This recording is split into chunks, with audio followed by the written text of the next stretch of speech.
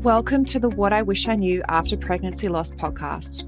I am your host, Shana Southern. I am an angel mum, a rainbow mum, a pregnancy loss practitioner, and trauma-informed coach.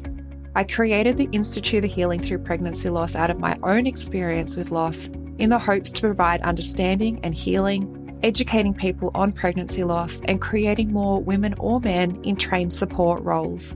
In this podcast, I hope to shed light on what I wish I knew in relation to pregnancy loss, opening up the conversation, breaking the stigma, and bringing real-life stories plus guest experts.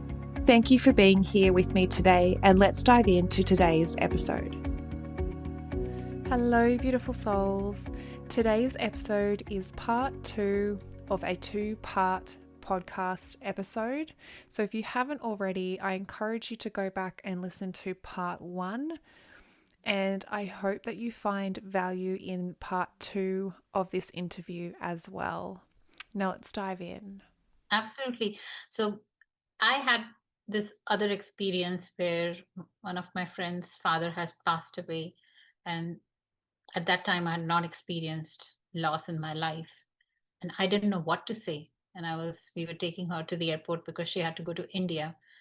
And I went through that. I don't know what to say. I was overthinking. Do I say I'm sorry, or do I just give her a hug, or like did I have to say like a paragraph, remember the good times and don't worry and just you hang in there, and what do I say? And I've been through that on the other side. Like I've I've thought about it way too much, and then I didn't know what to say, and then I just kept quiet and I stayed away from that. I chose to stay away. And after my loss, I realized that, okay, you know what, it's just being present is all that's needed. And those moments where she herself, I knew, was going through so many emotions that she didn't needed any words at that time. So I know how it can feel that on the other side as well. And it is great to have that perspective as well. So you can even then put yourself back into the people of, okay, I don't know what to do. I don't know what to say. And like you said, do I write a whole paragraph? Do I say a whole essay? How do I show up for these people? But from how you've witnessed it yourself, being on the other end, and then also then being the mother that has gone through loss, you're like, no, it's just the presence. It's just the witnessing. It's just being able to sit in silence if that's what I need. And these are the things that we can teach our children too. Also, just circling back to when you said your daughters witnessed you going through one of the losses, I think, at home, and your husband. Yeah. That time my daughter was almost like less than 2 years old, actually. It was in 2011. And yeah, they gave me the pill and told me to take it in the evening. And yeah, my husband was there to support me, but at the same time he had to hold my daughter, and she didn't know what's going on, what's making me cry. And she had to witness all of that at a young age. And yeah, that's very painful. And it's not like it's ever intentional. Like I said earlier, if we had the choice, that wouldn't be that we expose them to challenges, to experiences like this. But when they are, also what we learn through our emotions, learn through processing, learn through showing how to process your emotions, their little bodies are going to be processing so much as well, so much that they don't understand, so much like watching on and not knowing why you're crying and not being able to process it and understand it. But then them carrying that energetically as well, for us to be able to sit with them in the uncertainty and go, they don't know how to put to words what they're feeling like we can.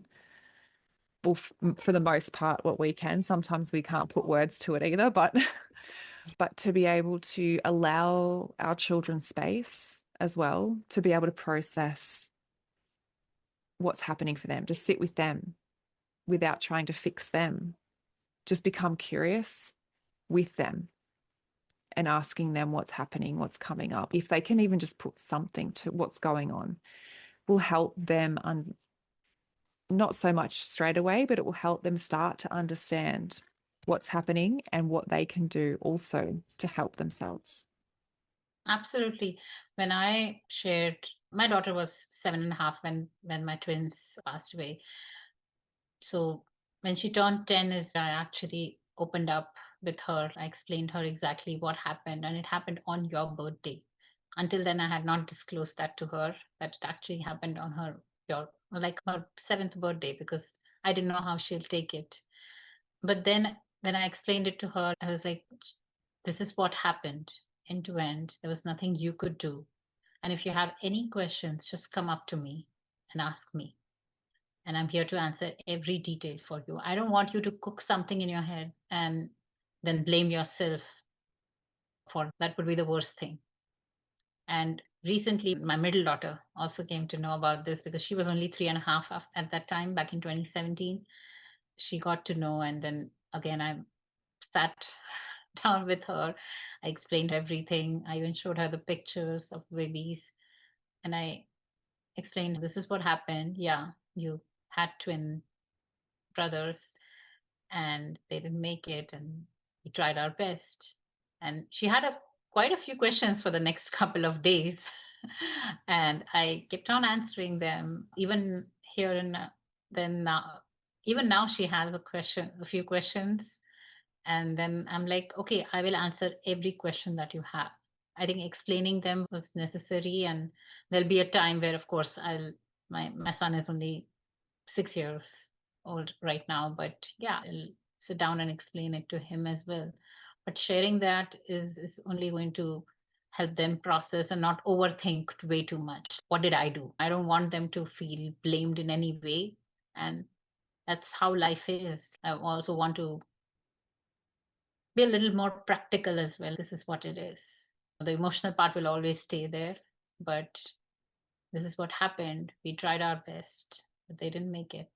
And now you three are here, but yeah, your three siblings are not here. And that's the thing. There's two things I want to now talk about, because I want to circle back to your son and what he went through without you even realizing. But the children, because again, they can't process, they can't understand what's happening. All they can see is you upset, and they feel like maybe it was something to do with them. And often a lot of the wounds that we create as children is put back onto us just from what we see, and then what we interpret at that age, whether it's 2 or 3 or 4, is what we believe that situation represented. And it doesn't mean that's how that played out at all. But like you said, you don't want them to look at you and see you upset and then go, for them to think, I did something to cause that. I did something wrong. So being able to explain that, obviously when they're little, to be able to just sit with them and help them navigate the bigness of what they might be feeling. And like you said, and then they got older and you were able to explain it more with them. And also kids are very literal. We need to be able to explain it to them in the way that it did happen, because otherwise you don't want them to think that when we say they passed away to a child, they're like, oh, they just passed. Maybe they just walked past, or will I see them again? They're Yeah. very literal. We have to tell them that person, that baby, whatever it is, they died. And these are the conversations I've had to have with my daughter to help her understand the finality of it, the finite nature that death is, that you don't see them again. And then allow them to go through that grieving process, allow them to feel what's coming up for them. I want you to share what happened with your son and the pandas. Oh, yeah, definitely. So this is a story very intriguing, very exciting. And at the same time, it was a bit scary for me too. This was back in 2023, and I think he was about 3.5 years old. And we have of course, our house is filled with stuffed animals, but we have two pandas that are identical. And my son started carrying these pandas everywhere in his two hands. And in his preschool, only one stuffed animal was allowed. And he used to stuff the other panda in his backpack and carry the one in his hand. And every morning we used to have an argument like, why can't you keep this other one home and just take one stuffed animal like your school is allowing? But he wouldn't listen. So after a couple of weeks, I just yelled at him like, can't you just keep that one home? So he held them together and he said, Mama, these are my brothers and they have to stay together. And I was petrified. Like I didn't know what to say. And it, there was no way he would know that he had identical twin voice brothers. And then over the weekends, or if we had to step out of the house when we were leaving, but we were just going for an outing, he would put those pandas on the bed under a blanket, put them to sleep, and then leave. And I used to get chills just looking at those two pandas, and I didn't know what to do. And after again 1 or 2 months, I couldn't control myself. So I just sat down with him and the pandas next to him, and I asked him like, why do you call them your brothers? And he just said, because I saw them. And then I said, where did you see them? And he just pointed up in the sky. And I froze. I didn't know what to do. I didn't know how to react. I just went pale and I had to have, I just didn't know what to do at that time. I'm like, what did you just say? And then he just walked away. And then that was it. And even now when I have those pandas with me, I have feel like a special connection with them. He doesn't remember them anymore. He's six, I think there was like about 6 to 7 months of time when he did that, and then it just stopped. But I guess with small kids, they do have that connection somewhere. There was no way he would know that. I was like, my middle daughter could come and tell me, I could understand. She was 3.5, still little, but for him to know this information and saying that he's sorry, saying that he saw them up in the sky was, I don't know, that I'm still getting chills, I'm getting goosebumps. So it was an amazing, but again, a spine chilling experience for me too. Like, how did he know? What is that connection? And I think there's definitely some connection between us and the universe. That Yeah, absolutely. And it gave me chills again. I remember the first time you told me I had goosebumps, and I just said it again, and I've got goosebumps again. Like, I love the, I just love that so much. And the purity of it too. It's almost like just a casual day-to-day conversation. These are my brothers, and I saw them up in the sky. Like, don't you? And yeah, absolutely. Children they do have that connection for quite a while as kids, to be able to speak with spirits and angels and people that have passed over. And I actually remember talking to about that as well with my daughter. There was just one conversation. They're like, same as your son, she doesn't recall having this conversation. She doesn't recall ever seeing or speaking about it. But it was just one conversation, and she said she had a brother. And I said, you do? It's Josh. And she said, no, it's not Josh. And she would have been probably about 3, I think. And I just entertained it. I was like, oh, okay. Because I didn't, like I said to you, I didn't know what gender the baby was. So I just said, she said it was a boy. So I just went with that conversation, and she was playing with him and talking with him. And I was just like, oh, that's amazing. But then after that conversation, I've asked her since, and she's, no, I can't see them, they're dead. I'm like, yes. Very literal. I can't see them, they're dead.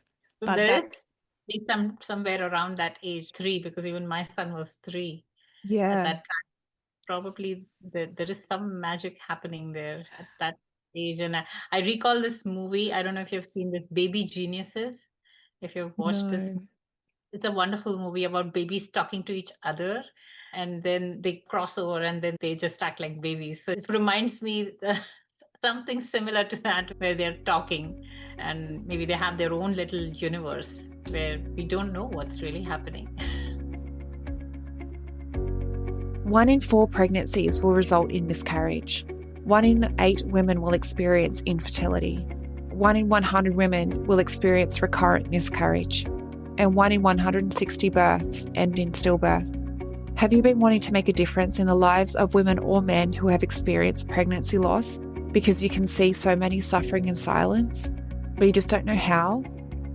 Collectively, we can change how bereaved parents can access mental, physical, and emotional support after their experience. There is a lot of women with unhealed trauma, and there is a huge gap in the current support system when it comes to bereaved parents' recovery after loss. There are too many women and men suffering in silence. The Pregnancy Loss Practitioner Certification is a worldwide, one-of-a-kind program that gives you proven methods designed for healthcare professionals, medical staff, midwives, nurses, doulas, birth workers, coaches, and angel parents alike. The Pregnancy Loss Practitioner Certification is bridging that gap. It will give you a proven support structure to follow and education specific to pregnancy loss, created by a lost mum. It is creating more education specifically for loss so that you can enhance your service and become the point of difference. Or you can create the support that you so desperately needed in your healing after loss. This is the next level of growth and expansion you have been searching for. So does this sound like something that you have been searching for? Let's explore this more together. You can head to the episode show notes where you'll find the program application, or direct message me on Instagram and let's open up the conversation in how you can use this education. You have a gift, and I look forward to supporting you and witnessing you bring your gift to the world, healing and transforming women's lives. Yeah, no, we have no idea. They're in their own world, speaking with people in different realms, in different capacities than what we could ever believe possible. And I do absolutely believe in that possibility. That's what's happening for them. I've always wanted to be able to speak to them. So I was like, oh, I'm jealous. Exactly. Like in the past, I've not believed stories like that. I'll be very honest. If somebody had told me, I would just say, oh, that's just a coincidence, or you'll just make me making this up. But when it actually happened to me, I'm like, no, I can't deny that anymore. And these are the exact words that he told me. I have not made that up. I have not made a single word out of this. This is exactly what happened. Yeah, I think we also have to experience it sometimes to actually believe. So I don't necessarily feel that every person will believe this story. Like I know you and I have been through similar experiences, so we know and we believe it. There are some people who believe, there are some who don't, but it gives people goosebumps to whomever I've told, because like how? I would love to explore that if there is any kind of maybe scientific study going on babies, like what really goes on in their world. I would love to be able to participate. Yeah, I worked with a business coach at one point, and she works a lot with angels and the spirit realm. And she used to have conversations with Poppy, and Poppy used to tell her there's elaborate stories. And she's not making this up. Like these are things that are happening to her or with her. Like she's going to these places, she's talking with these people and going to different planets. Like she's transcending our universe and energetically going and doing other things. And I was like, it is a little bit far-fetched for some, but I've never gone down that path with anything before. But you believe her when she tells you that maybe she did speak to this purple person on a purple planet. Maybe she did speak to her brother. Maybe she did play with him. So she's just believe her, like, in what she's saying, and believe the stories, because there could potentially be something there. So yeah, sometimes it was a bit far-fetched, but then you do, especially when it comes to the people that have crossed over, you do want to go, oh, maybe they are speaking to them. Maybe those pandas were his brothers. Yeah. And just the way that he said it for you, they have to be together because they're brothers and they were twin boys. So the closeness to what happened and your pregnancy, and then the way he was playing it out, is amazing. And children heal through play. When they've got these big things, big emotions, big things happening inside of their body, and they don't know physically how to say it, they'll help themselves process it through play. In a way too, it could have been him processing the experience as well as the possibility of actually talking to them and playing with them. Yeah. And that just, over time now, I just feel blessed. Okay, maybe he got a chance to see them and maybe, like you're saying, play with them. Yeah. And that's so beautiful. Just, it just gives me more peace and in my healing journey. And I think it's just beautiful. Like, even if it didn't happen, or there wasn't any science to it, or there wasn't any something foundation to it, but just to have that as part of your story, I think is just so beautiful anyway, in just being able to go, okay, maybe he did, and that's beautiful. Maybe he did get to see them and play with them and speak with them, and that's beautiful. And then it gives you, like you said, you've still got a connection now to these pandas. Exactly. Like reincarnation, right? I still don't believe in some of the stories related to reincarnation. Like I see so many videos on YouTube or Facebook, and then I'm like, I don't know. Again, it has to be based on experience. If I experience somebody telling me this in person, then probably it might make it clearer. In my case, this is the experience that I had, and that's why I truly believe in it. I'm like, yes, there is something out there that we don't know yet, that has not been explored yet, and I don't know if we'll get to it in this life. And that's okay. We can just Yeah. be okay with And the fact of our experience. yeah, even if it's imagining and that gives us peace, that's, I feel it's good to heal in that way and not dismiss it. This is not true. No, just accept it and create your own maybe fantasy story about it, and it's okay. It feels peaceful whenever I think about it now. I sometimes, my son has now over time put markers and colors on those pandas, and the other day I had to put them in the washer, and now they're all clean. So, okay, they look so clean now. But it's definitely a connection, and I think I'm going to keep those pandas forever with me. Oh, I think so, definitely. And it's just funny how it was at the beginning, it was scary for you, like what is actually happening, and now you have this beautiful connection. Exactly. Yeah, it was very scary. I used to get scared even walking into the room if they were there. I don't know why, but I used to feel scared. And yeah, it just transformed into something beautiful. And I think that's what, and we get to choose that.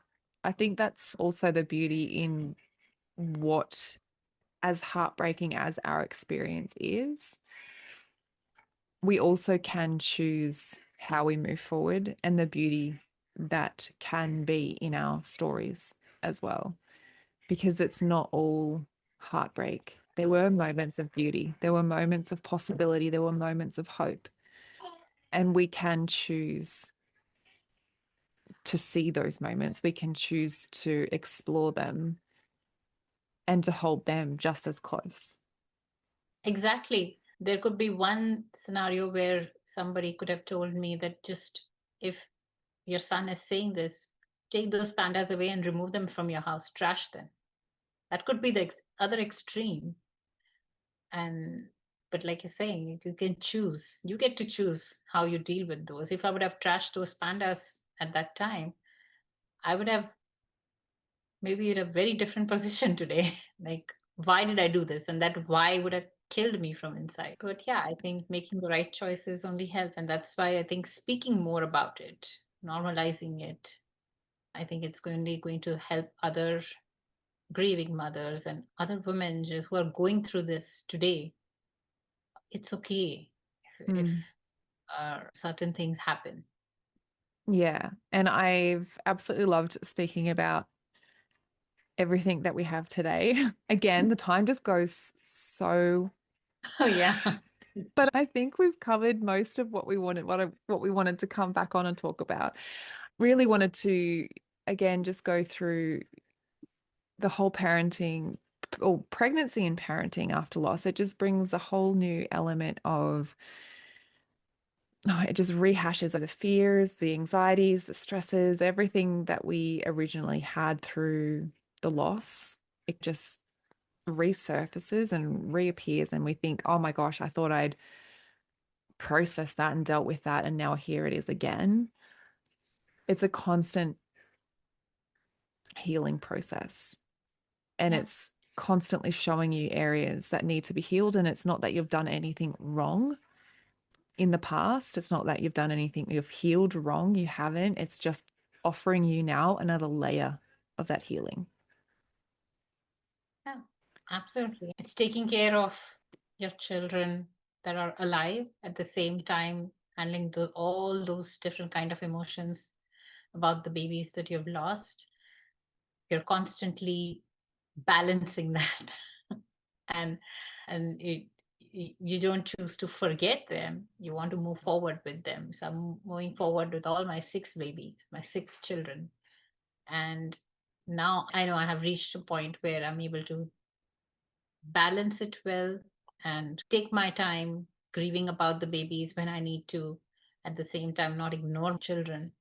But it takes a long time to, yeah, it took me a long time to get there, and it's still work in progress. It's not okay, I'm all perfect now. It's work in progress. It's going to remain work in progress, and it's learnings every single day, something that I learn. And like conversations like these just make me, I wouldn't say use the word strong, because I really don't like that word in this scenario. Be strong is something I don't like to use, but just move forward and feel everything, I would say. Yeah. And like you've said before, we need to be proactive in our healing. We do. It's not like you can just sit idly by and wait for it all to just float past you. We Yeah. do have to witness these things, the moments, the emotions, like as you go along. And there's going to be so many of them when we're parenting, or pregnancy and then parenting. And like you said, learning how to parent your angel babies and learning how to parent them alongside your earthside children. Like, it's whatever works for you. Someone, like for myself, I don't necessarily have an outward expression of a practice, or like you've got your basil plants. Like, I would kill my plants and then probably go through trauma over trauma, like killing them, trying to keep a memory alive. So plants are not my thing, but just moments of the memories that pop in are okay for me to sit in then and go, okay, this is a memory, this is a moment, this is something that I can look back on and I can look fondly over, and it doesn't necessarily break me in this moment. Or there's moments that you said, like, you have griefy, really griefy moments, and that just you allow yourself to cry and do whatever you need to do.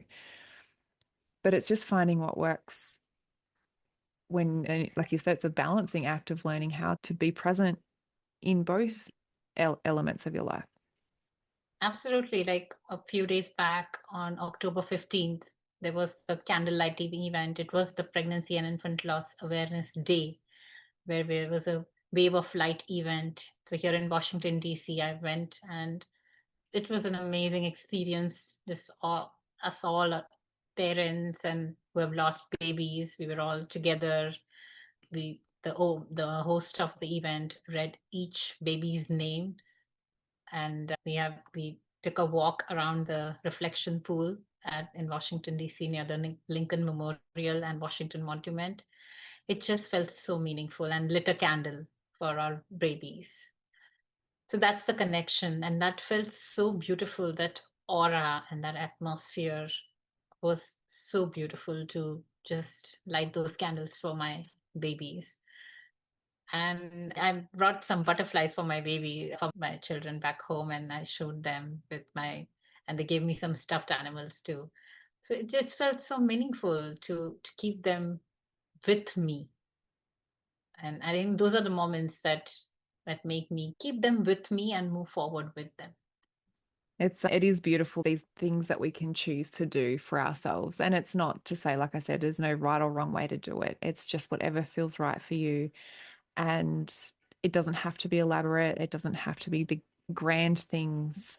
It can be something simple and something that's just really aligned to you as a person, as a mother, however you want to do that. Is there anything else that you feel like we haven't covered that you want to share, Shruti? Otherwise, we will wrap up. I think we covered all parts of the story, and of course, I think there'll be still more, which maybe we can come up with another conversation and we can plan that. Because every time there is something, even now that I think about it, there is something or the other that's still there as part of the story.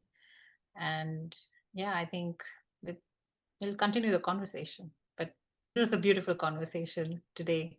So thank you so much for inviting, and always have fun talking to you. There are moments where we get emotional, but it's necessary. So this is itself, we're honoring our babies in a healthy way.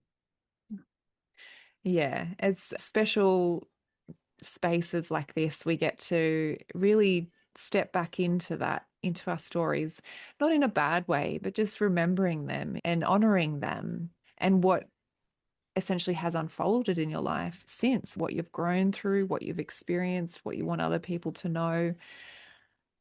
And I think we covered some really big topics today, especially in allowing ourselves first and foremost to share the emotion, to experience the emotion, but share that experience with our children, to allow them to know that it feels okay, or that it is okay to feel. Yeah, absolutely. I truly appreciate you. And thank you again so much for being a part of the podcast again. Thank you so much again, Shauna. It's always a pleasure speaking to you, and let's talk again. Absolutely. I think there is definitely more to be shared. Thank you to all that have listened in. If this episode was valuable to you, I invite you to leave a review on Apple Podcasts. I look forward to supporting you on the next episode. Thank you for listening in with me today. I hope you found this episode helpful. If you did, I would absolutely love to hear from you. Take a screenshot of this episode, share it to social media, and tag me at Institute of Healing_PL. I love seeing what is resonating with you right now. If you want to chat further, I invite you to connect with me through Instagram. Head over and follow my Instagram account, send me a DM, and let's open the communication. If you want to know more about how you can be the support for others, head to the show notes and fill out the application form for the Pregnancy Loss Practitioner certification. I want to also note here that what I share within the episodes is not medical advice. If you need further support, please consult your doctor. Thank you again. Much love to you. Be gentle with yourself, and I look forward to supporting you on the next episode.